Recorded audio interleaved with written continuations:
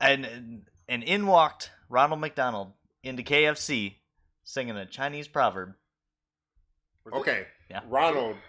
That sounds like a fight waiting to happen. That is the Colonel. The Colonel wasn't there. Oh, that's why Ronald came up. He came up sassing, ready to go. You heard the armies were out. Yeah, he came out throwing hands.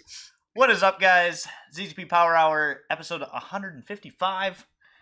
What are we talking about today, guys? We're talking about making communities and parts of community. So, guys, this is a low-key one. You know, we're just kind of chilling, talking with you guys, talking amongst ourselves. It's gonna be a little bit of Ryan D complaining about stuff. A little bit of these guys. Yeah, you know, I'm the old one here, so it's gonna be a rant. Yeah. Gonna be some rants. Some back in my days, and yeah. All right, before we get started, we're doing our stuff, guys. Yeah, product shout out. If you haven't seen, recently we started doing some new products, some old products, some whatever we got. Today we got some new ones, some bling for your engine bay. Bling bling. In my hands, I have our ATSV water pump pulley. This one is, let me double check. It is the 6-rib Sonic pulley because there's a difference. There is a difference, Cruising Sonic, guys. That is why there is an option on the website. Tyler is saying that because we recently had a customer purchase one for a Sonic and he had a Cruise. Say, well, I thought they were the same engine. We have a different choice for a reason, boys and girls. They are the same engine. That does not mean that the belt drive system is the same. Correct. But anyway, these are machined in-house. They are dope looking, especially I really like the clear. I know, the anodized black is always great, but nothing more than just a nice little touch of something new in your engine bay. I feel like if you're to spend the money on something to show off in the engine, you want to show off. Right? Yeah. I mean, it's actually something that is not on my Sonic yet. Yeah. Like, as soon as I saw it, I'm like, man, like, because when Tim Cooling designed the water pump pulley for the ATSV, they're like, oh, we need an ATSV to put it on. Bring your car in. I brought it in, and it's like, it's beautiful. Oh, yeah. And the like, ATSV when you pop the hood, it's like so good because it is right there. Car without it catching my eye. Yeah, I know. I will say, like, this is my old school Need for Speed Underground Ricer talking, but man, if we made that like blue or like like the like the AN fitting blue and red and stuff, we made that stuff in red. Anodized blue, yeah. Woo, baby. See, now if you're part of the car community where you hang out with your hoods open and you're showing off the money that you spent on modding your car, perfect add-on. That's true. Bing, bang, boom. That's true. Ryan, what else we got? Guys, we got merch. Brand new merch. Y'all see them over here. We got new black hoodies. Right now, kind of like it's perfect bonfire weather right now. Yep. Getting there. I had one last week. And, yeah, he did. That, or it's still a little cold weather if you're up in the little northern parts. Kind of like it's only 4 degrees here today. So, guys, we got both pink and we got yellow. And no, it's not girl and boys. I look great in the pink one, but I look great in everything. Yep. So, that's, yeah. They should be on the website Monday, Tuesday. So make sure to get them. And remember, guys, we make more stuff when you buy stuff. Yeah. So and he's also super comfy. It's a great base sweatshirt by itself. On the back, you can't see it, but it says "Go Fast Not Broke." Down the sleeve, we got the ZZP and ZZPerformance. Looking good. Get yourself some new merch. Absolutely. But on to the topic, car communities. I'll be the first to say it. The internet has ruined car communities as a whole. Man, 1,000,000%. Which sucks. Oh my God. Because there are some great people out there. Correct. I mean, the dichotomy, is that the right word? Yeah. The difference the between dichotomy. the internet car people and real life car people is so different. Well, yeah. And it's so hard to convey that to people, especially new people getting into car modding. Mm-hmm. You go out on Facebook and it's just a bunch of toxicity. Yeah. And that may be Facebook pushing its algorithm or whatever. It's disappointing because it kind of goes along with I don't know, like, I'd hate to make fun of myself, but like with me being old and the whole like I know what the words that come out of your mouth, you should be responsible for. Yeah. Oh yeah. Absolutely. So like, and the problem is with the internet is that you can't get punched in the face when you say something you shouldn't. Yeah. You're very right. Because I would never go up to somebody's car at a car show and be like, that car is stupid. But then if you post a picture of your car, like, you're gonna have 5 people that say it's like, stupid. bro, why would you even do that? Yeah. Why why are you wasting your time with a 4-cylinder? You should be doing V8 stuff. Could have LS swapped it. Well, yeah, because you when on the internet, you have no responsibility. You're a guy behind a keyboard. You have no personal responsibility to that guy you're looking in the face. Like, no one would ever come up to you and like look in your face and say your car's stupid because if they mouth off too much, you're gonna slap in their mouth. You know, I do not promote violence. I'm just saying, but they're gonna have a confrontation. Versus on the internet, they can have that confrontation whenever they want. Yeah. And people are saying it in the chats already, but in the forum days, you didn't have that. Facebook, I'll say social media itself has had a negative impact overall on the car community because it just allows people to not have to think about a post. They just post up, get verbal, they get mental diarrhea, they post up whenever they want. I mean, and they can fight, and information is lost. It does the cars community overall. That's a whole nother subject is, forums. You can still go back to old cobaltss.net threads. Oh my God. And read through and find all sorts of knowledge of people doing stuff. And now it just gets lost in the Facebook. Well, how many times have you said, like, my favorite one lately? Facebook vomit verse. Yeah. my favorite thing right now is, like, there'll be a headlight. I saw some, and I'll say the Cobalt SS community Facebook page. So you will have 10 posts a week about, has anyone ever run these headlights? Bro, these headlights have been out for 20 years. Yes, people have been running. No one's ever bought them. Yeah, no one's ever bought them. Versus you go on the forums, you can search this headlight, you find a whole thread of a bunch of different people doing it. Yeah. So, but you can't do that on Facebook groups. Man, just off the top of my head, I remember reading through and participating in the giant suspension thread. Yes. On cobaltss.net, and it was photos of every single different coilover kit, every single different lowering spring. Oh my God, yes. And people would put their tire dimensions and what they're running and all this, and you could just pop in there. And now it's, I bought some Racelands. What do you guys think? Well, why'd you buy them? Yeah. And then post about it. Yeah, then post about it. Yeah. All right, shout out to Coneball. I see you out there talking your stuff. Boy, you ain't faster than Snowball. Come grab a lane. Dan North said, I wish keyboards had a slap button. Oh my God, yeah. So actually, I think all of us at the table here, one of my favorite things about forums, build threads. Oh. Build threads when someone would post their car and update it along with every part of their build to update it. That was the stuff that really got me going. Oh, yeah. Because you would see like, oh man, I want to run this wheel and tire on my car. What does it look like here? Then this guy, hey, I ran this or this offset. And you can say, oh, maybe I can run 3 mil more. I want to do this, but... See, and then when they have issues, they're going to post like, hey, I tried this part. It didn't work for XYZ. Yep. The information's there. You can find out. Now you know that you don't have to try it. Yeah. Like or I have the same issue. What isn't going to work? Rather than just, I got a code for a MAP sensor, buy a MAP sensor. Yeah. People would actually break down. And that's not to say that information is completely lost on Facebook. I mean, there's a lot of people that are very knowledgeable, but also at the same time, the people that are knowledgeable in doing things with their car typically aren't posting a lot. Posting on Facebook a lot. They really aren't. And that's a fantastic point. Yeah. Go ahead, Tim. I was gonna say, hopefully it's the same thing you were gonna say, but we battle this a lot in ZZP. We assume that the Facebook community is the community. Yeah. But what everybody needs to realize is that the Facebook community is a very small window of like the people buying car parts, modification people. Yeah. Like there's so many more people doing stuff. Way more. That either aren't on that page, don't post. Yeah. Yep. Like it's very big. So don't think that when you see a post on Facebook that's really what's happening. Yeah. Yeah, there's much more going on. And I was kind of to piggyback off of that, like a lot of times in building a car community overall, so Lewis, if we made a forum, I like where your head's at, but if we made a forum, nobody would know how to use them anymore. Probably. Yeah. But we have to have YouTube walkthroughs. Yeah. So there's that. But the customer doesn't watch the video. Have to scroll through to find what they need. So many people have like an attention span of like this short. So I find too.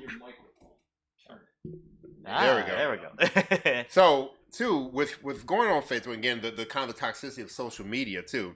You have these people that are doing a lot of the talking, and then people regard them as people that actually know what they're talking about. Oh yeah, that like too. There's a bit of misinformation. Like I post a lot and I've done this and I race my car, but I'm helping the community. Are you really? Are you just racing your own car? Are you making anything for the community? And sometimes it's a popularity contest. Like you can have certainly is people that build the car that's the most popular and whatever, and not know anything about the platform, or know very little about the platform, or it's popular to trash on this company, or popular to trash on this, and then they get their cronies, and it's an echo chamber. Facebook is an echo chamber of toxicity. It is, and on the we should make a forum portion of it, I would love to have a forum, but it's almost impossible now to convince people to go to another website. Correct. You know, they have Facebook and Instagram on their phone. That's what they're clicking on. They're not, because actually a couple Track Midwest guys created a forum last year, and I started a build thread on the Blue Cobalt, and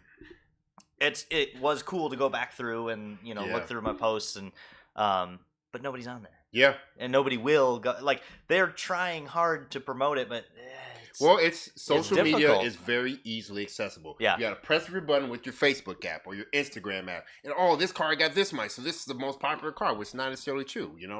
There's a bunch of other things that go into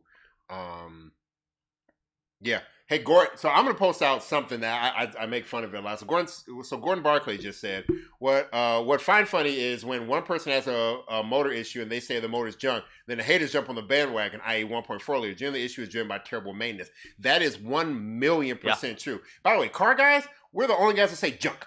Like, parts junk. I don't know why that. I don't know. Say junk. There are so many people in emails that are like, "Oh yeah, this is junk." Yeah, I'm like, no, you messed it up, but it's fine. But overall, like, there's a lot of one of my favorite misinformation is that rotaries are unreliable. Mm-hmm. That is one of my. I love to combat it because if you talk to anybody, and this is not a stereotype I'm about to say, this is a cultural thing. Very close friends of mine of Puerto Rican ethnicity, they love rotaries. I have 2 or 3 of them, and they know how to make some rotaries powerful. Man, you go to the drag strip on like the rotary days. Oh my God, the Ricans are out there and they are going fast, and they're like tin cans. Yes. Nothing No, that I would ever want to be in. And they're like, oh yeah, I haven't opened up this motor in like 7 years. Yeah. And everyone's like, oh, rotaries are junk. They are, And they're spinning them to 13K. Yeah. But that's what you need to do. Yeah, you do have to do that. They need revs. Yeah.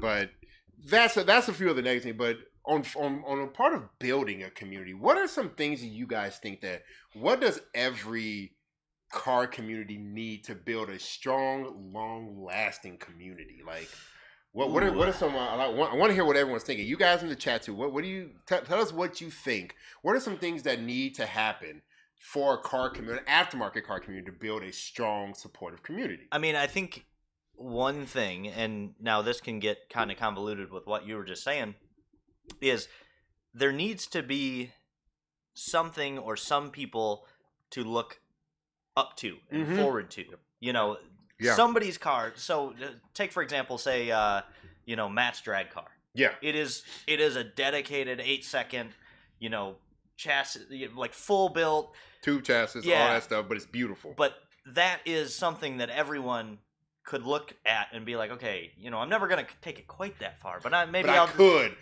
do this. I can show my friends that this is what I could do. This is what my car is capable of. And it's kind of like the base model Cobalt guys. Our most viewed part on our website is the 2224 supercharger kit. Yep. Because every single person with a base model thinks, all right, one day I'm going to buy that kit. Yep. I'm going to buy that supercharger kit, and I'm going to supercharge my 2.2. And read that page. 95% aren't going to do it. But that's kind of the thing that people need to see. But at the same time, whomever that is and whatever car that is, the person needs to actually be knowledgeable and actually be doing something. And, not everyone goes to the track, but there also needs to be a good amount of people out there doing things with their car. Yeah. Yeah. I'm actually going to piggyback off what Tyler said, because that's going to be my answer. Like, you need people that will. You guys in the chat and watching will understand. You need people that are going to put money into the vehicles. Yeah, like this actual money. Actual money. This is why the Honda scene is such on, and it bugs me personally on the Cobalt level. Obviously, guys, you know I'm a diehard LNF fan. Cobalt in general, I love the Cobalt Delta chassis platform. But you have these Honda guys that will buy a 95 S-Box hatchback, and they will swap a $15,000 engine in there with ITBs, make this thing beautiful, and drive the snot out of it. Yeah. And that car will change owners 15 more times before it's over. But unfortunately, in our community, we just don't seem to have that, which is sad. It's a little frustrating, too, because like it seems like this community doesn't appreciate the affordability of building these cars. Oh, my gosh. Like, buy a Ford Turbo whatever. Buy any other car, and everything is way more money. I mean, Tyler over there with a Subaru. Yep. Like, it's a sweet car, but holy crap! Like, when he quotes us the prices on some of the products, it's like, what'd you say your tune update would be for E85? Each tune is $600 to $800 depending on my fuel. Each tune. Each one. Each single one. Our LSJ remote tuning is $100. No, it's like $210. And then remote tune updates are $60. And if we charge them, like a really great customer the other day went from 42s to 60s. I didn't charge him a PCM update. Like his car, I based a new 42 file off of because it ran so well, and he was super great at communicating, took great logs. So he's like, hey man, I'm buying 60s, do I need to buy the PCM update? I'm like, don't worry about it. And then and I'm sure Tim is on the same page. I have hundreds of revisions with some people that have gone through when Al was tuning into for $200. And each tune you get is $600 to $800. I definitely have some files. Like when I do a tune, my first tune is an A. Okay. Second one is a B. Yeah. Next one is a C. Yeah. I have had some that are like Z-O. Oh my God. Like 50 tunes in. Jesus. Yeah, like there are a few that have a lot. Yeah. I think half the time you're tuning around a problem that the customer can't figure out. Yeah. But it happens sometimes. I mean, we do what we can to help them diagnose their car. Yeah. Yep. But sometimes you just end up doing a lot of revisions based on a car just having something different than every other car. Yeah. But it really does bother me, and like I don't mean to be angry about it. It's frustrating when you have a customer like they'll email you and they'll email you like an hour later, like, did you get my scan? Like, it's just like, come on, man. Like, on like no other platform by any other vendor can you expect a tune revision within the hour. Yeah, I know. That you know what? But I can do that sometimes. Yeah. I will have a couple customers that like when I send them a file, they'll like send me a scan within like 30 minutes. I don't know what they're doing, but they do it. And I will get like 4 revisions in a day. Yeah. Pretty easily. Yeah. So for you translate what you guys have out there is, it's part of building a community too is knowing how. It's gonna sound arrogant when I say it, but you all will get it. But knowing how good you got it, essentially, because seriously, guys, if you guys go to any other market, so if you go to VivR Racing is a great example of what I'm about to say. VivR Racing is a great company. They sell a lot of parts for hundreds of thousands of cars. Great company. I've got a few parts for the snowball for them. They've been doing videos on their Instagram lately about how to build X car. They just did an NA Miata. An NA Miata catback is $1,200. Oh man. Our LSJ, you could do a header to the back. Yeah. For like $600 for a 2.5, like a mid-length header downpipe with the 2.5 with the resonator muffler would be like $700, something like that. Yeah. But like, and then when we have, and then people don't like they forget to appreciate that. Yeah, absolutely. Like it's pretty hard work to make a quality product like that affordable. Yeah, what's a catback for your Subaru? About same thing, depending on the brand, depending on what you want.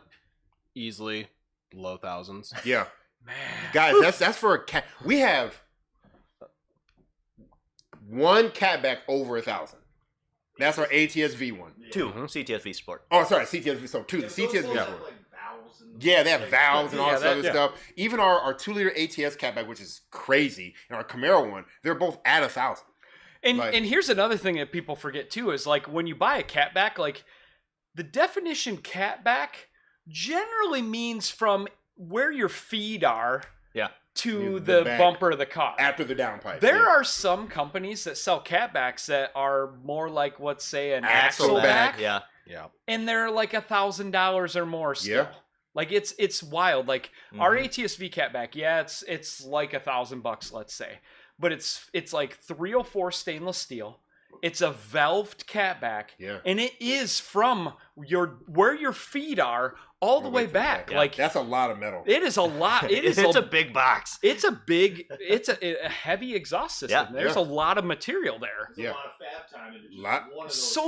So much fab time. Like, you know, we'll have people complaining about the prices, and it's like, you guys have no idea the amount of, like, I mean, number one, to make that catback, the first catback probably costs ZZP $5,000 or $6,000. More than that, absolutely. You know, or more, double that, or easily. more. Like I wish I actually had some data on this, but like the amount of time it takes to fabricate this exhaust and then grab all these different mufflers and resonators and try them in different orders and like drive different the cars. Places, I mean. That first catback is easily what I said, or maybe upwards of maybe $10,000.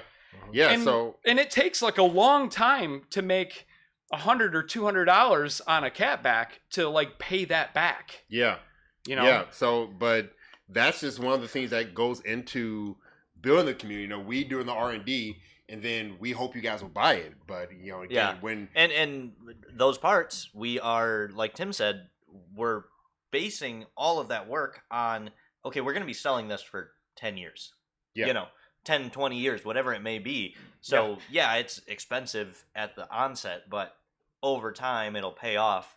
And, you know, on two different levels, one thing is parts availability. Yes. As a market, you know, you see a lot of cars that may have been missed by aftermarket companies, you know, whether it be GM or any other ones, and those you don't see a following, even if they might have been a good platform to work with. But I think the biggest thing, and we've talked about Cobalts a lot, but it's our largest market. Yep. I think the one thing that has kind of brought on a lot of the animosity in the groups and kind of taken away from the community lately is there are no more like meetups with Cobalt guys. Like there is one Tail of the Dragon trip, which is a lot to ask for someone to drive that far. 11 hours for us. And it's a phenomenal time, and I recommend it to everybody, but it's a lot to ask, you know. But even something as simple as just local. Yeah, local statewide meets, anything. Whatever it may be. I obviously I bought the Saab and I'm on all the pages now. Every year they still do a Saab, what they call a Saab homecoming, and I think it's in like Portland, Oregon or something. But they get thousands of people out there. Most of you guys that are in this chat will not remember the Crate Engine Depot days. Oh, the real Crate Engine Depot days. So the real Crate Engine Depot days, that was in my time with Fair. This is when the Cobalt community overall was at its zenith. We got over 700 Cobalts, I believe. Wow. It was 700. We filled up a full dealership. Yeah. We cleared it out and filled up a full dealership of Cobalts from across the country. Florida, there. California, ZZP was there. Everyone was showing off their parts, showing off their bills. It was cool because we had all the yellow ones together, the red ones, and the blue ones. You know, I love that. And then we had a mix of them. They had a cart. Like there was so cool to go to the Crate Engine. Like the first ones were small, and then they got countrywide for a few years, and then all of a sudden, people. Exactly, Dean said back in my day indeed. Yeah, like I've been in the Cobalt community since 2006. Yeah. Like you get to be my age, right? Mike, guys already know Mike is 1 year older than me. I will fight that guy. But then by the time I started here, we went in 2018, and there was like 10 12 cars. Yeah. And part of that is marketing on the event, but those are the events because you're not behind a keyboard. You're meeting people. You're seeing their cars. You're actually getting that interaction and understanding who these people are. I'm gonna call I'm going to call y'all Ecotech guys out now. At our Dino Days, ZZP's Dino Days, we brought the meat. You guys got to come here. There were discounts. We gave you the fish line. We said, all right, guys, come on out. The Ecotech guys, y'all did not show up. We had to combine 3 platforms for the Camaro and the ATS, the Sonic, and the Ecotech guys to be even a quarter of the 3800 guys. The 3800 guys, they showed up and they filled up our entire lot. Oh, yeah. Hey, Preston. All the way down. Hey, Preston, the kid that you're going to have someday will probably be in first grade by the time you get a bill at wastegate. Yeah. Oh, my God. Preston. Oh, no. He's already dead, Tim. Oh, my God. I'm so sorry, Preston. I'm so sorry. I will get you that way. No, don't do it. You got to hold out now. Oh, my God. That was amazing. I am so proud of you right now. I'm sorry. Preston was in first grade in 2006? How young are you, dude? I didn't realize you were that young. Oh, my God. 2006? I was 16. Dude. Oh, man. I was almost 30. You were not. I graduated in 1998. I graduated in 2007. What the heck? Oh, my God. Well, to bring this back. Preston leaves. Oh, my God. We Preston, we love you. We give you some crap. But no, seriously, guys. The 300 guys, they filled up the whole parking lot, the side of the parking lot, all down the building. They came out from all over the state, out of state, from Canada. We couldn't get Cobalt guys from across the dang street to come up. Well, some Ohio guys came up, and we appreciate them, but like it wasn't what it should have been. Man, Gordon Barclay just brought up something funny. He said Fast Furious killed the community. That's possible. I disagree. It did seem to go downhill right around there. Back when Fast and Furious 1 came out, I had a first gen Eclipse. Yep, I had a 92 Eclipse. It was running like low 12s. It had like an HKS livery on the side. Like, what did you say? Yeah, I said livery. For all you people, don't be ignorant like Tim. It's livery. The answer is livery. I will fight Tim and Stone Cold. Put your opinion in the comments now. How do you pronounce livery or livery? Yeah. There's only in the comments now. And don't Google it. Like, just decide how you want to. No, there is no decide how you want to say it. There's a right way and a wrong way. Anyway. So this movie comes out, and like honestly, I loved it. Mm-hmm. I love the movie. I still love that movie. I still love that movie. Like I went with a group of like people that were older than me, and they had their more muscle cars. And yes, Matt Beekoff was there, Zoom was there, a few of our friends were there. Yeah. They all hated it. Really? They hated the movie. It was my dream to live in a house like with a bunch of four of your best friends. All of you had like the sweetest cars in the city potentially. Like, it was my dream. Dude, that movie, my dad told me it was all fixed. That people don't do this. I'm like, Dad, do you see the car was green and have the little lights on it? I want to put the lights. I was like, I wasn't quite there. Like, me and my roommate had sweet vehicles, so it's like we had like 2 people in one apartment. Yeah. But you know, that's the lifestyle that we wanted. The scene exploded at that point. At that point now, like the Hondas are coming out of the woodworks. Oh, yeah. Like, yeah. You know, the it was the 075 in the Grand Rapids area where all the Honda guys and then there's another group. Like, it got big around there. It was a big import boom. I would say Fast and Furious 100% was the import boom for America they needed. We had another couple years of like, you go to the meat spot, which was a mini mall parking lot, and we would pretty much fill the entire parking lot. Oh my God. V8s, carburetors, throttle bodies, everything. Yep. Like, everything is there. And we all appreciated our stuff. And what we would do is we would occasionally meet up. When I say occasionally, I mean like every night, a couple times a night. Yeah. But we had 3 drag race spots, 3 primary spots. And we would line up races. Like, we're going to go to the spot, we're going to line up these 4 pairs of cars, we're going to race them, and then we're going to come back here. And it was great. We would show up, we would do our thing, everybody would leave. If traffic was on that street we were racing on, like, everybody would get out of the way, traffic would go through, and then we would do our race. That was awesome. I had like a good, like, a few years of that. It was amazing. And then all of a sudden, I don't know what changed, but like the takeover-ish things started to happen. Yeah. Now we would have we would show up to the race spot and there would be hundreds of people there spectating. Oh yeah. And these people would crowd out into the roads and stop traffic. And then we would have somebody who would have to do a burnout across the race spot and like do donuts. And then like all of us old heads, like, you know, I wasn't that old at the time. I was still in my like late teens, early 20s. And then we would just leave and then the party would continue until the cops showed up. And I'm like, man, this is so disappointing. And now takeovers are happening, which like I don't quite understand it. No. Guys, I'm gonna say I'm gonna take an official chance. We don't appreciate takeovers. No, we don't support them. It is ruining the car scene. Like people already hate us. Us. Cars. Modified car people. We have cars with louder than stock exhausts, and we maybe drive a little more aggressive than the average commuter person. Yeah. Like maybe the average community already hates us. And now we have these people, which I don't even know who these people are. I don't think they know cars. They have a car. They spend a little money because right now it is a lot of pay to play. They get their scat packs or their cats. You know, a lot of V8 Chryslers and all the standard like V8 cars that I think all of us hate. Yeah. Pretty much like when you see a takeover, like every car in the takeover, like we hate.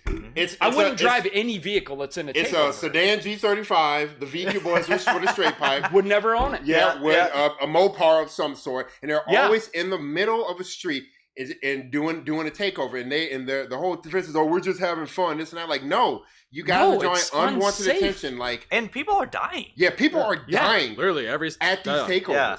And then you're going to get people in the comments that watch says, oh, you guys are against fun. There's nothing fun about a takeover. You're literally putting people in danger, and people are acting, they get the terrible group mob mentality. Oh, it's 100% a mob mentality. Yeah. Back in my day. Oh, boy. He said it. Like, when we did the races, like, we didn't race next to people. No. Yeah. There weren't people at the finish line. There might be one person standing off to the side to call it back. Yeah. But, like, we didn't race next to people. We didn't do burnouts. If we did a burnout, it would be a calculated burnout for traction, like just a small one. We had a spot in Flint. It was one of the old GM plants. They had a giant compound. And so we'd meet up at the Rite Aid. We'd hang out there for a little while, and then a couple guys would talk, and they'd want to race. And we'd head over to this old compound. And, you'd get the people who lined up at the start line, and then they were gone. And then they would take off, come around the block, and park. And then we'd run them a couple more times, and it was so safe for what it was. Yeah. Because, it wasn't a public road. There was no traffic. There were no people. The only people who were putting in danger were people that know they need to be in danger of being there. Yeah, like, when we raced, I don't remember anybody having passengers. No. It was literally like... You are taking that risk. Person one versus person two, and then like the worst case scenario is that they would hit each other, or one vehicle like spin out or something, or hit a curb. You knew the risk. And I've seen probably hundreds of those races over those few years, those few good years of it. And I never saw you would see somebody kind of lose control or whatever, but I never saw anybody really crash. Yeah. No. The worst thing I saw was somebody's throttle stuck and they spun out into the ditch kind of thing. But that was like a throttle stick, and they didn't hit anybody. Yeah. They were by themselves. It was.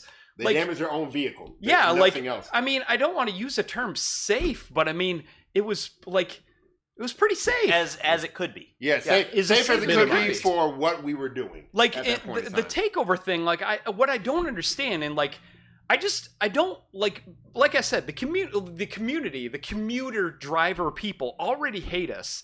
And then you guys actually stop intersections. Yeah. And you're hitting pedestrians. Yeah, pedestrians, other cars. This is throwing not stuff at cool. cars. They're stomping out of the passenger window. Yeah. I remember seeing the video. There's a lady with an MR Spider. She's trying to get through, and these dudes they're mad. She's breaking up the takeover. So they're jumping on the car, stomping it, and vandalizing this woman's car. I'm like, guys, there's lines. Like it's the whole mob mentality thing to where it's like everybody escalates everybody to where they're doing this. I got it. This person simply trying to drive through the intersection made a bad call. Like I think I would have turned around and probably called the cops and turned around. Yeah. But they decided to go through anyway. Probably got pulled out of the car and beat up. Yeah. For just simply driving to an intersection and trying to make on a turn. Public road. Yeah, on a public road. So that's disappointing. That is the one law-abiding citizen. Yeah, like you're actually doing the thing. Like if you're gonna do that, go off in like the back of a plant. People takeovers like that are not new. It's just taking over. No one ever took over a freaking. They didn't act an ass. Excuse my language, but they didn't act ass in the middle of a public street. I mean, I've done a lot. I've done more burnouts across intersections than I can count in my life. We have all street race and highway race, and we've done all that stuff. But like, I don't do it in an unsafe manner. Yeah. Like the worst thing I'm gonna do is maybe bump into somebody or something. Like, or crash your own car. Like, but we all have seatbelts on and we're all in cars. Like, I don't even do that stuff really anymore because like I'm old and like the enjoyment versus like risk is not worth it for me. Like, and you do see a lot of tracks getting shut down, by annoying neighborhoods, but the access to motorsports is out there. It is very much out there. You can grow. And any test and tune day, while they may suck because you got to sit in line, is affordable. Oh yeah, it's affordable. Oh I mean, you can do skid pad days if you're wanting to, drift and all that stuff. Like you talk about any local autocross. I mean, autocross are cheap. Yeah.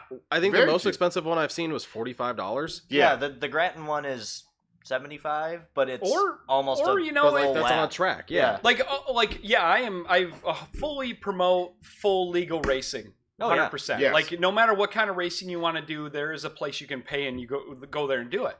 But like if you want to horse around on the street, you can do that as well. You just have to know like if I've got these sets of curves and I really want to hit them hard, like you can do that. Just be ready to, if you see a car coming, I guess this ain't the time. Yeah. Maybe circle around and like do it again. Like, just don't risk other people's lives because like, just like emissions are coming down and we had to like, make steps, in the direction of keeping our business alive. Like do the same. Like if you want your driver's license, if you want your car to stay nice, like just common sense. It's okay to be like, I guess, darn it, there's somebody in front of me. Like, I won't hit it next time. Don't pass them on the double yellow and don't do any of that crazy stuff. That's again like another thing. Normal traffic people do not like car people. Because they think they're obnoxious. Just don't be that. Don't ride their ass. Don't pass them on double yellows. Like it's just. I had this guy today. I was coming back from the chiropractor. A guy in a matte black spray painted like 98 Lumina or Monte Carlo or something. Was it 2-door or 4-door? It was a 2-door. So that was a Monte Carlo. The Monte Carlo, yep. So it was a Monte Carlo.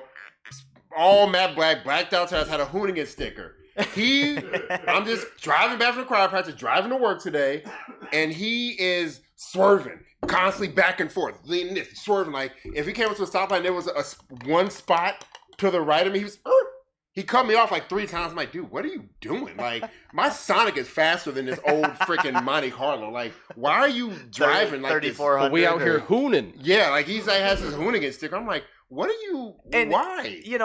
Part of that and him, and obviously I don't know the person, but we're all really stupid when we're 16, 18. Yeah. Like more than that. We're dumb. We're dumb to mid 20s. Well, yeah. But yeah. Sorry, mid 20 guys out there. We're all kind of dumb when we're young like until that. You have a come to Jesus moment.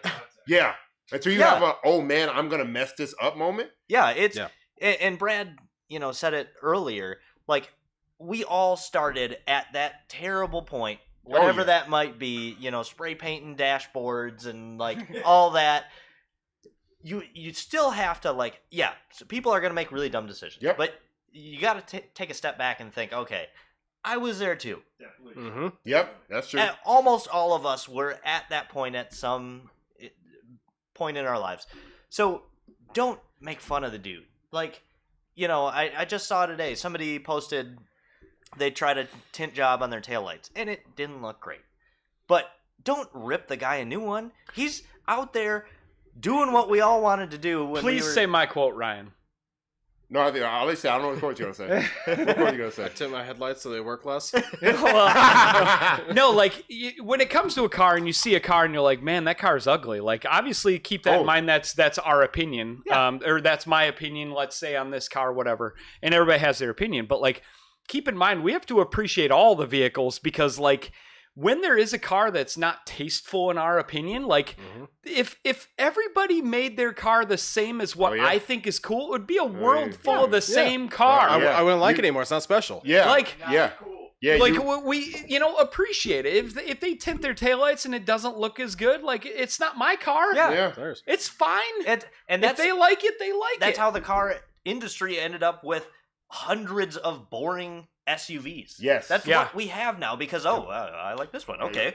I'm going to make the same thing, but I make it a little different. Well, also, there are so many different disciplines and style choices that you can go with. Lowriders. I mean, that is completely different. You got donks. I mean, you got racing donks. Like the racing donks are so cool. I do have to say, I saw a headline this morning that made me laugh. Carolina squat trucks are officially illegal. Those are the worst. But they're officially illegal in the Carolinas. Hey, good for them. Awesome. But yeah, like I think that's funny too. Like I hate it. I hate the whole squatted truck thing. But you know what? It keeps them out of a Sonic and an ATSV and my other cars. But like no matter what, those squatted truck guys, they have their own community. They've got their group of guys that they hang out with, and they talk about their truck. As long as they don't rear end me because they can't see me, I'm fine with it. Like I think it's stupid. But like I'm fine with it. Like you do your thing. I guess. I'm never gonna build a lowrider on hydraulics, but they're cool. I appreciate what they're doing. That's what forms it. Forms actually people are like, hey man, it didn't turn out good. Try this. But now people on Facebook are more worried about getting likes and like trying to bash on each other. So, and a lot of the styles that a lot of people do hate on are the dudes that spend the money in the car scene. Like, so I get a common one, being of my ethnicity and stuff.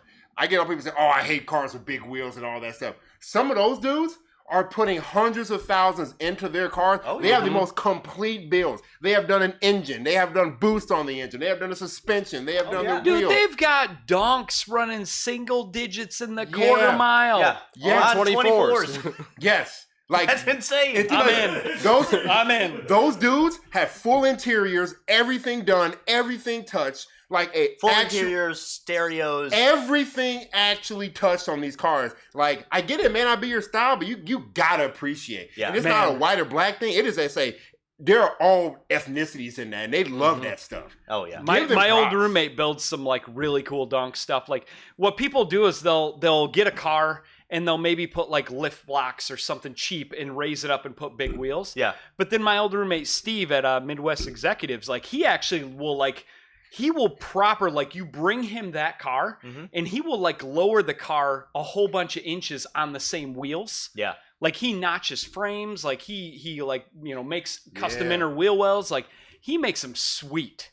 Like that's cool. I love that stuff. Like that stuff is sweet. And then when I see those donks running like single digits in the quarter, like, imagine that's cool. Dude, I would rethink some stuff. I'm like, that's cool. I'm driving around in Snowball like this freaking 600 horsepower car. This G-body rolls up.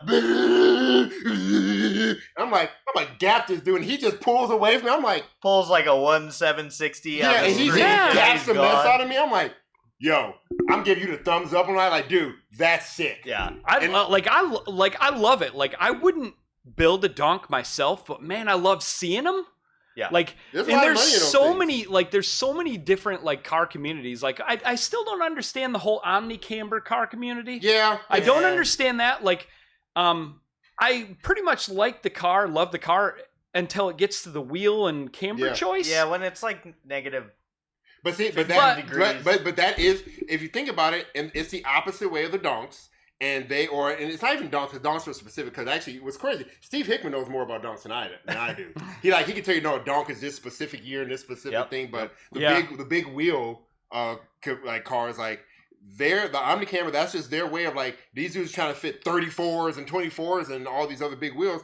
These dudes trying to fit the widest wheel and get as low as possible. Yeah. It's a weird way, you know. It's weird, and I don't understand it, but like it's hard for me to say it's like stupid. Like you know, whatever you want to do, I guess you want to do. I mean, I like to drive my car more than they can. Yeah, for sure. Because when they're driving on their sidewall, I can't imagine you could put too many miles or on they're it. getting stuck coming into into parking lots. I'm like, wait a second. Like, then you know the whole RX-8 guy. It's hard for me to understand. Like a lot of it too is probably like that RX-8 dude. I think we've all seen the RX-8 videos. God. We've all seen it. But that's a different thing too, because remember that scene too is a really big in the Instagram. I want the most amount of likes. Yeah. So that's where I was going with it. That is a big thing of that, because a lot of people they don't do it because they're in the car, guys. Because guys, us, it's just a popularity. Yes, contest. Guys, car modding itself has changed a bit. It is not just for the car enthusiast. The average person can now see this and they want to mod their car, but they don't know what comes with modding cars. They think it's a video game. Like, 10, 15 years ago, and I don't want to make this all about like, back in my day, but it's odd to me that people will buy cars and mod them when they don't actually like thoroughly enjoy it and understand and want to learn about the cars, which I don't know. It's very strange. Is it only spurred on by, I know that this could get me likes on Instagram or whatever it may be. Preston, Like, somebody said it earlier, like, I build my car for me, it's not to impress you. That mentality has completely changed with I'm trying to, a younger generation. Yeah, I'm trying to get as many likes on Instagram. This is going to blow up the internet today. Yeah. And it did. It did. Everyone's that RX-8 video, everybody's seen it. Yeah. It did exactly everybody's what seen he it. Like he like I would be curious to meet the guy and see if he's just like, it seems like a harebrained idea that we would come up with just to horse around. Like let's buy this or something. Yeah, let's buy a vehicle and our whole goal of this vehicle is to break the internet. Mm-hmm. And if that was that guy's goal, he did it. He did it. Yeah. He did it. But his video has been seen by everybody, tens of thousands of times more than any video I've ever made. Yeah. Well, see, and that's the thing too. He's done that, but it's crazy because the internet is so quick to forget too. The internet, it is. So, for instance, there was a Standout 3800 like a few months ago. No, that was like a year. Was it a year ago at this point? Yes, the red one. That was scraping. Super low. Yeah. So that car was super low and super crazy, and it blew up the internet for like a week. Yep. And then it moved on. Then it was gone. But see, that's how they got their 20 seconds of fame, got a lot of likes and stuff, and then they moved on. But so as sorry guys for ranting. We told you it was gonna be rants to be sure. So I mean, it's all community talk. It is community talk. So guys, we talked about a few things just to recap. So Mike, you can maybe use this later too for video. So we talked about having a base that will spend and invest in their vehicles long term. That's a very important part of it. Information spreading is another one that's very big in there, and a car community that represents itself well. Represents and gets together. Have patience for the new guy. We've got to have the understanding and the fact of we've all been that teenager who thought spray painting my seatbelts was cool. Or I never did that. But there are definitely people who do. Yeah, yes, you're right. But the whole thing is we can't just bash on people 100% because no matter what, hey man, I'm glad you like the car. Have you ever thought about doing this? Yeah. Or have you ever thought about doing this? That's how we learn. That's how we grow. And that's why we try to make videos, based on customer suggestions, stuff that we think about here at ZZP, but then also inquiries that we get often. We were just talking about it earlier. We had a customer who put larger fuel injectors in their car and didn't tune them. If you don't know, you don't know. Yeah. So we have a video on, why fuel injectors don't make more power, when you might need them. We love to make that stuff so we can put it out there for everyone, for the community. I was just talking last night about our video progression since I got here in 2018. I mean, massive before changes. It used to be a video here and there, and we don't have a marketing budget. We don't have a big investment into making these videos. It's literally Mike. Yeah. but I love to pump out these videos that take people through the build process, and so they can watch them. And it all goes back to the end of the day of, I bought my car. What the heck do I do? Yep. I don't know. You know, you go on the website, and I try to make product descriptions as thorough as possible, but if you don't know, you don't know. Guys, please read the product descriptions. Yeah, read the product description. Please read them. I've had way too many questions. We go, are these spark plugs sold individually? It's in red letters. It's right below the add to cart button. Please just look down. Just know what you're getting. Don't just look at the title. But yeah, so for everyone listening, you know, if you ever have an idea for a video, send it over. We love making them. I love posting them so people can actually watch them, and it's so much easier to link a video because people would much rather watch a video than read. And if we send you guys a video, don't take it as an insult. No, it's not. Just take it as we can show you something in a video and explain it thoroughly through a video versus in a short amount of time. Yeah, versus me and you going back and forth on emails for 2 weeks. Yeah. Only to just go in circles when this video could have answered everything that you didn't even know you wanted to know. Yeah, exactly. Yeah. Gordon Barclay, funny you say that. I changed out the windshield wipers on the Saab the other day. Dude, it is so good. Nice. And it rained today. Underrated mod is new windshield wipers. Oh my god! Everybody, get new ones. They take 2 seconds to put out. Oh, they're so good because when it rains, you.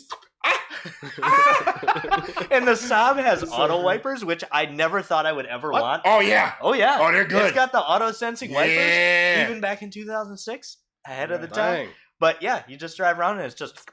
Yeah, ooh, and then when it's throwing water at you. Yeah, when it's like clean too, and there's not no extra smears on it. Oh you go, yeah, baby, it doesn't go good time. Yo, ergonomic stuff, low key, top tier. Oh yeah, I said it. That stuff is. Hey, Hedgdow. I'm sorry, I'm botching it. Like, send me some pictures. Send us pictures because all of us want to see it. Like, I'm so into swapping. Like ZZP platform swapping anything, I'm in. Oh yeah, like, I'm also curious on Dan a North, shortened like, S10. S10's already pretty short. Do you let old men sit in your cars when they look at them and smile at them? Because that's a small wheelbase. Hegdahl, is it a like square body S10 or the newer or the latest gen? Because S10s are short already. They're pretty short. I mean, even the square body ones are pretty small trucks. Oh, I am curious. On Tim's note, there's a guy, I think his Instagram name is like Nanook something, but he's got a LSJ blower S10 that he autocrosses. And it is so cool, and it's got a not bad sweet livery. It's like Tyler said it right. He's got neon pink barrels on his wheels, and it's all like neon stuff. We rated it. Like, see, that's the kind of stuff. That stuff is so cool. That is the sweetest stuff. It. We all know I'm Team LNF, but honestly, I love LSJs too. But man, like doing stuff like that, doing a real build, like he put the right engine in it. Bill Kish, second best engine. Bill Kish. I tried the whole in-car video thing at Tail of the Dragon. It just, like, it blows me away. You're driving the car and you're like, I am gonna die. Yeah. I'm gonna die. And then you watch the video and you're like, this is boring. So guys, I will say, slow. When you are watching, road course racing is the most fun racing, but it is not a very good spectator sport. Yep. No. Because when you are in a car, if you're like doing this, it's like, you don't feel the G-forces. You don't feel the violency of the car. Like, unless it's some wild drift video, you're not seeing all the stuff that's going on in there. Like, I will say, this year when we go, we should try some low bumper mount GoPros because that's force perspective. Yeah, that's the only thing that captures the speed. The close road. Yeah. Yep. Yeah. I got a perfect car for that. Dude, I got a good one. What about rear mount GoPro footage looking underneath the car at tail?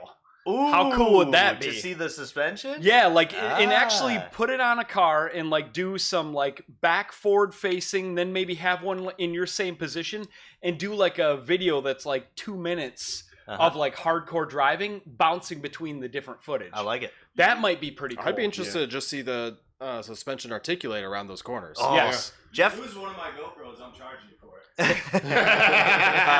Don't worry. We'll attach a ripcord to it, so if it falls off, it just bounces behind the down car. the road. It bounces down the road and shatters itself for 11 miles. Jeff Gordon sent us a video a couple years ago. Oh yeah. From the original prototype ZZP coilovers on autocross, and it was so super killer to watch cool. That. It was dope. So yeah, we'll try and do that. A 95 S10. I don't remember what body style is.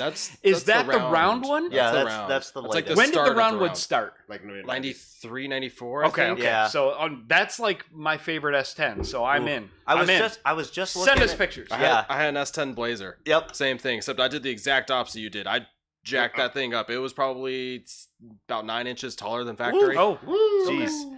I was just looking last night. I was showing T-Spain my first Saturns, actually in the Rite Aid parking lot where we used to do the meets in high school. But I was just walking through the photos, and one of my good buddies in high school had an S10 SS, which was the high output of the V6. That was a thing? Oh yeah, and it was a step side, and he had it lowered on 20s. Wait. An SS, not a Extreme. An SS. Oh man, I don't even know about that. It was really low production. Surprising. Like you never see them. You never see any S10s basically over like here. A Typhoon. All step sides. No, the step side, and it's not an SSR. No, it's an S10 SS. It was a thing. I had no idea. Yeah, yeah. That's something we should have got into. There's like 5 of them out there. What are you talking about, Tyler? Back, I don't know, like 10 years ago when I was working here still, obviously, I wanted a 3800 swap an S10, that body style, like really bad. Yeah. And the thing is like when I was looking at them, they're really cheap because the rear axles blow out in them all the time. So what I wanted to do is I wanted an S10 Extreme. And then I wanted to put like a 3800 in it with like the F body, rear drive tranny, and then like put like a rear axle, like a real axle. GM has really missed the mark on cool Paul, trucks. Get out of here. Paul, no one likes goblins. Go away. I want to we get it. Your go-kart is fast. That you put a Cobalt engine back up. Get out of here, guy. Does Paul have a goblin? Paul ruined a perfectly good LSJ to put in a goblin. Paul Clark has the coolest goblin on the planet. I'm going to say that. Cooler. I don't know. I need to see. I love both of them. It depends on if you like bright colors or not. Yeah. No, I love both of them. Paul Sky is cool. I love Paul Sky. Cool yeah. Paul Sky I've is seen a couple of photos. Top litty titty McShitty. That's the only car that so far has beat Snowball at, especially hard parking a little bit. Yeah. But GM has so missed the mark on cool trucks. S10 they could have done with a 3800. Yeah. Colorado, imagine a Colorado SS with an LF4 in it. How cool would that be? I want a Cadillac XT4, XT5 with an LF4 in it. A V-Sport one right here, right now. GM, I know. They're not going to listen No one is listening to us from GM. But bring back cool versions of whatever the garbage you're making now. They just want to let Ford and Mopar beat them, and with cool cars into the ground. Give me a special edition K5 Blazer. Yeah, brand new 2026 K5 Blazer. That's what I want. I've been seeing a lot of people talking about modifying old platforms. Like, I don't foresee us going backwards in time. It's too hard to keep up with our current ones. So, like, the Sunfires, the Cavaliers, like, I just don't foresee us making anything for those. Yeah, we all appreciate them. Like, there's not too many more cars that we would love to have as a Beretta, GTZ or the Indy model. Like, I mean, they are cool. And, like, Sunfires are cool. Like, all those cars are cool. There's actually a lot of fast Cavaliers. There are a ton of them. With LSJs in them. Yeah, with LSJs in them. Hey, Hegdall, Tim's email is tim@zzperformance.com if you want to send him some pictures. No, he asked for it. He literally asked for it. So Bo and Tesh, keep that 5-cylinder in your Colorado. That is one of the best sounding engines that GM has ever made. The 3800 with an equalizer does sound pretty dang good, but the 5-cylinder Atlas engine, whew. So, Bowen Test just said something that I do want to touch on just hot second before we go. So, guys, and we were kind of just talking about it, but what makes a good community is people that actually want to mod the cars. Yes.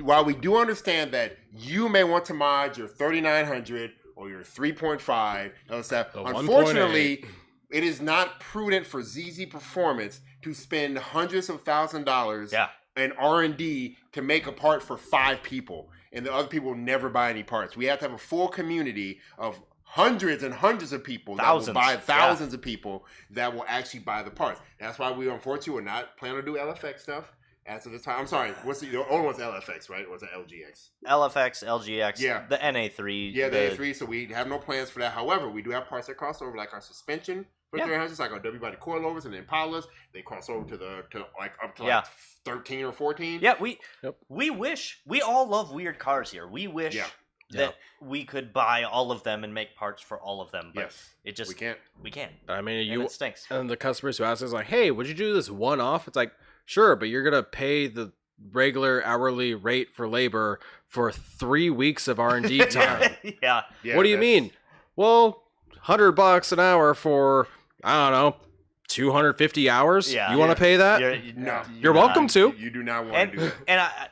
And there are plenty of companies out there that are willing to build one-off projects and are set up to do that. Yeah. We just can't. We can't. We're like supporting 40 employees. Our R&D department is busy trying to develop new stuff for all the platforms we currently have, or improving old stuff. Like, our company mission is go fast, not broke. Yeah. So if you want a one-off build, you're looking at $50,000. You know? We go fast, not broke for sure. Yeah.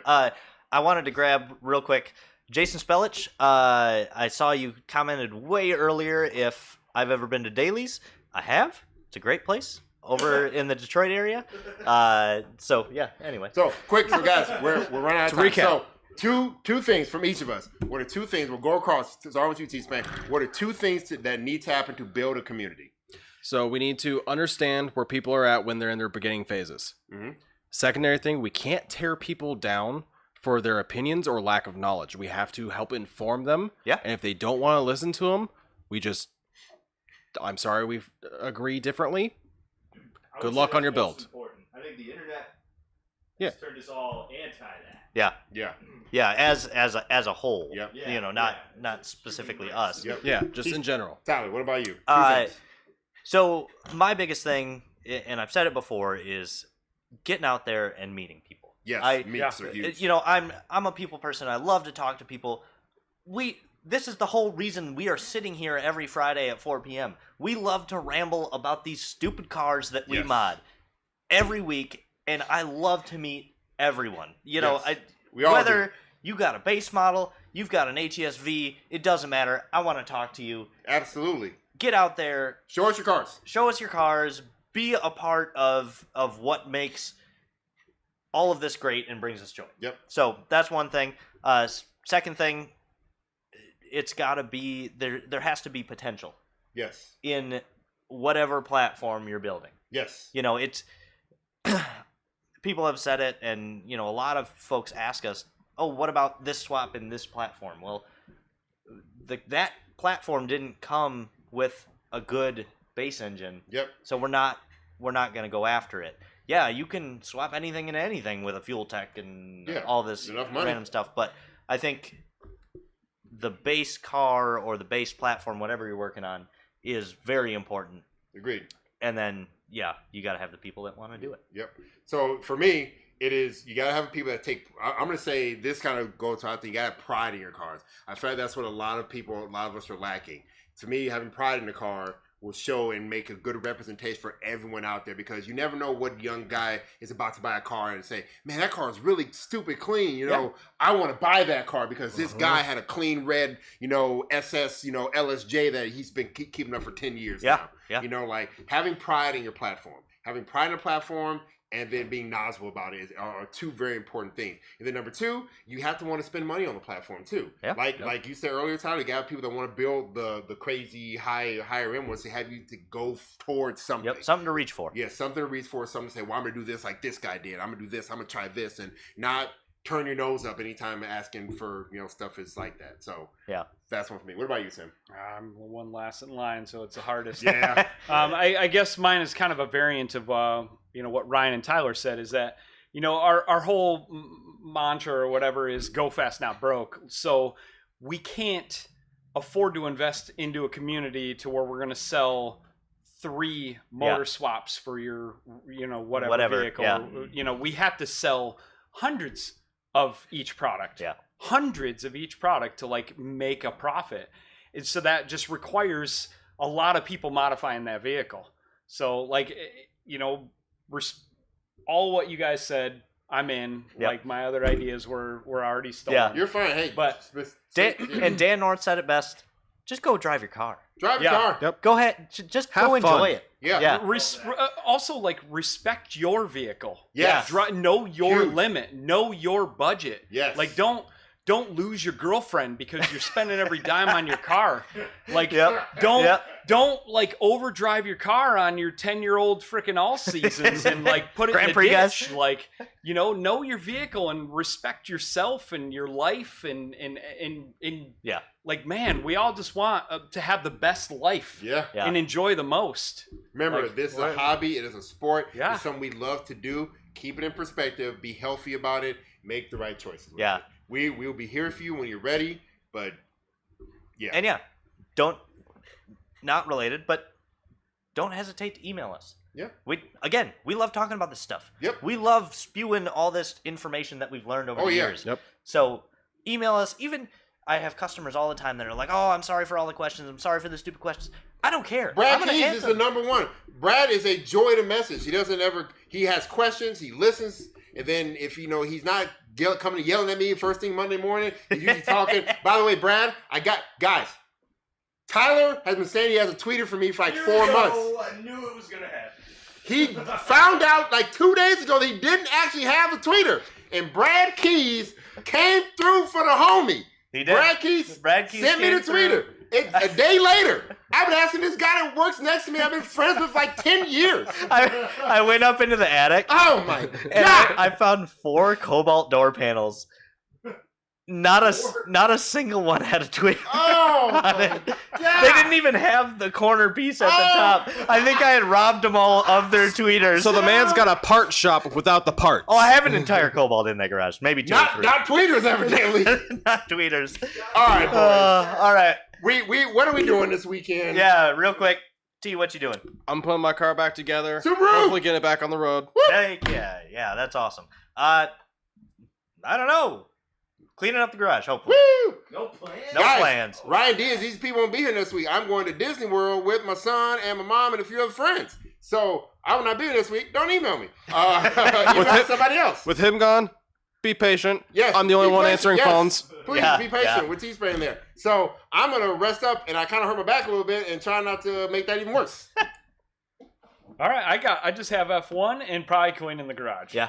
Louis Hamilton! Ferrari, yeah. Well, when he's going to go to Ferrari, he's going to win. So, I mean, whatever team he's on is the team I'm on. Yeah. This year's going to be boring. Yeah, pretty much. It's just Max. Max Verstappen. No one cares about Max. You know what? I was telling my wife, because my wife's pretty passionate about it. She's pretty upset with Max. I was like, you just have to forget about place 1. Yeah. And just look at the rest of the field. Yeah. Well, yeah. Max is up there 30 seconds ahead. That's fine. What about the number 2 the and 2 all through the 5 other spots last race was a pretty interesting You got to race. look at where the race is. Yeah. Okay. Like, forget it. Like, they got a thing. Do you ever think, like I was watching last week's, and Max was ahead by 30 plus seconds. Yeah. So he wasn't... He has the best car, whatever. Anywhere close to the rest of the field. Do you ever think he gets done and is like, man, I didn't get any screen time because they don't follow him. Yeah. They'll randomly pop to him and be like, well, there he is out front. Okay, back to the actual interesting race. It's funny because Max will talk on the radio about watching the billboards showing clips of other people racing. Yeah. Like it's Forget hilarious. you, Max. No one likes you. Yeah. He has gotten more mature, which I appreciate. Well, maybe. Yeah, I have to see because I didn't like him in Drive to Survive because he was douche waffle. Yeah. Anyway, guys, thank you so much for listening to us guys rant and talk and BS all day. Yep. We hope you guys have a safe, good weekend, and we'll see you next week. And go drive your car. Go drive your car. Go drive your car. Unless it's snowing. Don't drive your car in snow.